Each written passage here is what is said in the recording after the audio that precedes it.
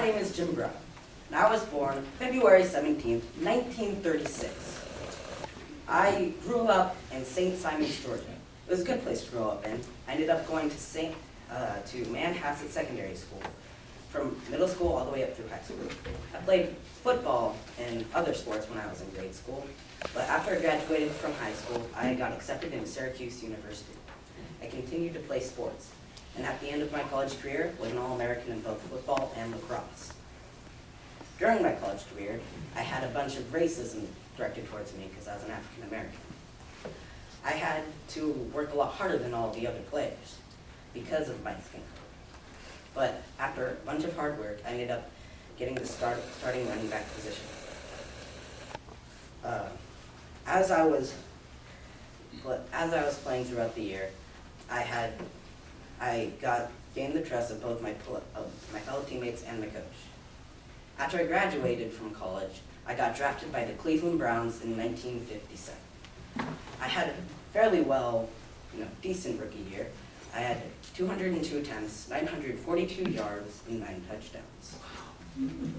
The next year, that's when my career really took off. I had 221 attempts, 1,527 yards, and 17 touchdowns. A few years later, in 1964, is when I had the best year of my career. I had 291 attempts, 1,864 yards, and 12 touchdowns. I know it wasn't as many touchdowns as 1958, but still, the yards really helped.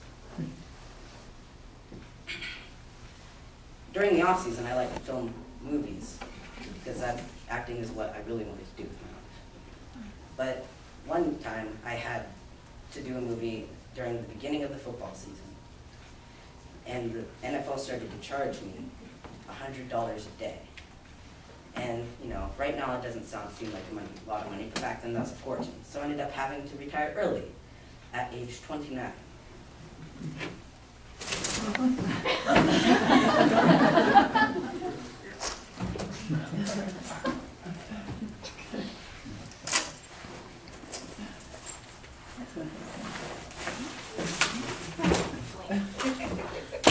That's when my acting career started. My first movie was Real Conflicts. I played Sergeant Franklin. It wasn't a lead part, but it was my first film. A few years later, I was in The Dirty Dozen. That's right, The Dirty Dozen. You weren't in The Dirty Dozen. You weren't in The Dirty Dozen. You most definitely weren't in The Dirty Dozen. But I was in The Dirty Dozen. Yes, I was only Robert Jefferson, but I was in The Dirty Dozen.